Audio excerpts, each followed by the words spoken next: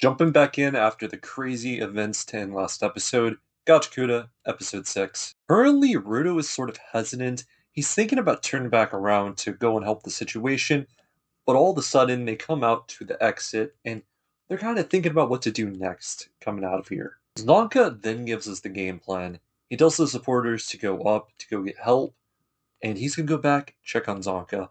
That's till suddenly they hear footsteps coming towards them. Who they thought was gonna be Zonka ends up being Dreadlocks, who is out of breath. This guy is gonna be something else. As soon as he figures out who Rudo is, he jumps on the wall and he does this like weird face.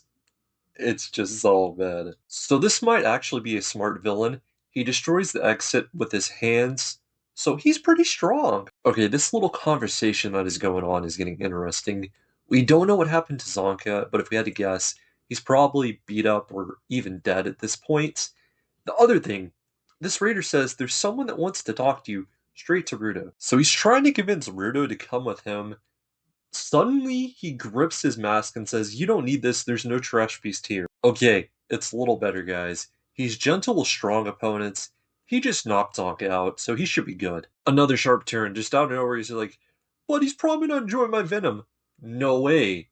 You know, the venom that could probably kill him? Okay, he's about to do something. Another very interesting use of a vital instrument. He has rings on his fingers and he has these like claws that come out of these rings whenever he activates his power. I mean, Freddy Krueger, not gonna lie, he's trying to get Rudo to come with him by using force. You gotta love Folio and Chris. They jump right into action, seeing this guy trying to abduct Rudo. As the two try to punch him, he does a little aura farming, he gets down and he dodges it. This dude ends up getting back up and he hits him with this double headed kick. As they both get back up, he tells them they got potential, and his other hand of rings, he makes them into claws as well. Man, Gris is a walking W. He still gets in front of Rudo, and he's gonna protect him at all cost. Rudo is just telling Gris, just stop it. You don't have to protect me. You don't even have a weapon. And that's when this dude ends up telling Rudo what is actually going on. I think he's probably dead, and I'm just like, what the heck? And as we get a closer look, it seems he got stabbed. Ultra Instinct confirmed here. This is just cruel. He literally digs his claws all the way through his body. Rudo just sits there in complete shock. His pendant is flying as well. As we come back from the opening, we get to see kind of what's going on in Rudo's brain. A lot of trauma just activated all at once. There's some different ways you can interpret this.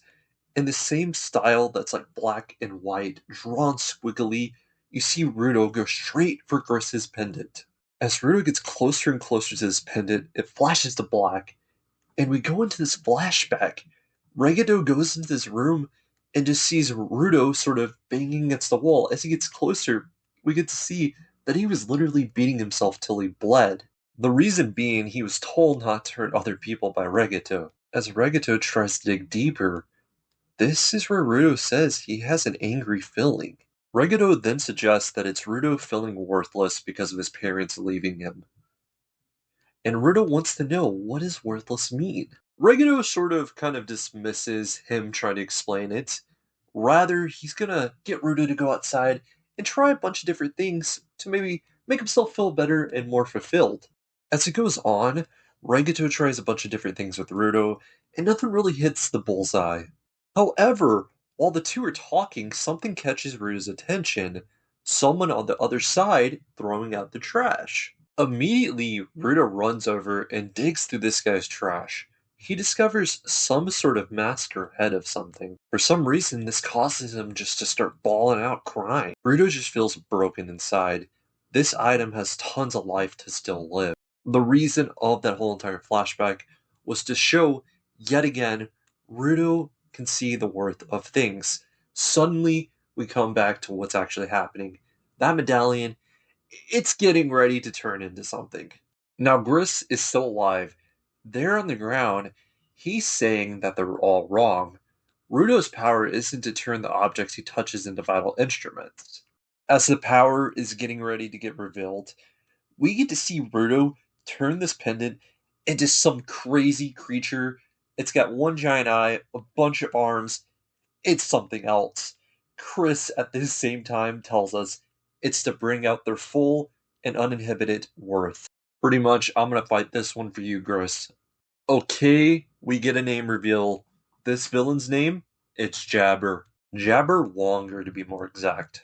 After they get introducing themselves, Jabber runs straight in to attack. On the sidelines, Gris is bleeding out really fast. Gris is like, no, it's fine. And he goes on to talk about Rudo. He's like, the only reason your instrument didn't work last time was because you had anger and desperation overclouding your main purpose. Rudo is playing this fight heavily on the defensive side. Jabber's like, why aren't you fighting back? And finally, he comes and charges straight at Rudo again. Rudo somehow dodges this attack. Finally, whenever Jabber tries to attack again, we get a closer look. Rudo isn't really dodging, it's actually the instrument. Slusher yet again does another attack, and we get to see it's actually these hands from the instrument itself. So as we see Rudo dodge a fury of attacks the same way over and over and over, he goes on to tell us how OP this item is, since Chris prayed over it about everyone surviving and making it back safe. Essentially, this item is going to cause Rudo to have zero scratches, and he's going to come out of this unscathed. And come on, he hits us with that massive big brain. In order to be uninjured, you gotta play the defensive side. Makes too much sense. So it turns out the only person that is actually moving is Jabber. Rue is just standing still. And now he's got him right where he wants him and he knows where he's going to end up. Jabber, you are foolish. He tries to launch at Rudo, and this pendant ends up flashing eyeball parts, and it makes him just fall all at once. Ryu goes on about how he can't use this actual pendant to attack, but rather he'll use his Gris's choice of weapon, which is his fist. Wham! Right in the face. We see him slide back a bit, and he notices that he is bleeding from the nose. Rudo and Jabber are having like this villain hero talk. Suddenly, he ends up coming behind Rudo. Don't worry, the item activates. He loses balance. Immediately, Rudo punches him in the chest. So Jabber gets knocked down, and whenever he gets back up, I guess he has this idea. He starts creating all this dust, running everywhere, kicking it up. And the pendant that Rudo has, the item, it's looking for things, and it can't really sense anything, all due to this dust that's kicked up. Jabber starts cutting up pieces of pillar and throwing it at Rudo. That's when Jabber has the opportunity to hit Rudo with a flank. As he's getting closer, his eyes start wandering. He looks at the medallion's eye, and it looks at him, making him fall again. Jabber steps back, and he just starts laughing. He goes again to charge up, and suddenly he disappears midway. This time he tries to circle Rudo. Again, Jabber tries to take an opportunity to attack, and Rudo ends up punching him in the stomach. Just hang it up, lol, bro. Give up. Jabber keeps doing the same thing over and over again. Rudo keeps punching him. Circle, circle, circle. All over. Punch right to the face. Jabber just looks like all the gas in the tank has just left him. Rudo hits him with two massive punches, and you can just look him in the face and just tell it's pretty much over. He falls back against the wall, and Rudo's like, you had enough already. Jabber goes on about how it's been a while since he's got a good beating like this, and he just starts smiling. It's just so weird. Uh-oh. Jabber actually found a flaw in this vital instrument, that it may only protect Rudo. That's when Jabber goes back to whenever he was kicking up dust storms and throwing that rubble. It's not triggered by things that don't have hostile intent or any will of their own. As Jabber goes on to imply, we get to know the name of his battle instrument, which is Minkara.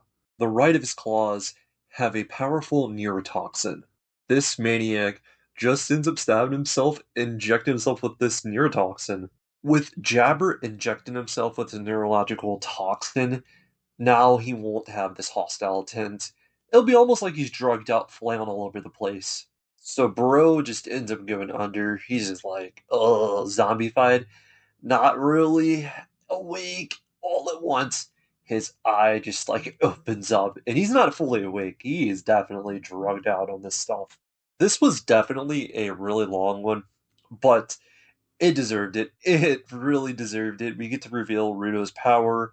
We get this new villain who is Jabber, and he is something else. Now, I take it back. He might not be as smart as we think, but he's definitely strong, and it's going to be an obstacle for Ruto to go further on. That's the whole thing.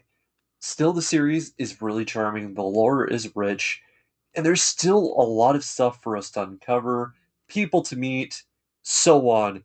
And I'm sure there's places as well. So, if I had to rate this episode, I'm going to say it's a nice 9.2, well deserving. Tell me what your guys' thoughts are on Gachiakuta episode 6. Hope you stay safe. And until next time, peace out, guys.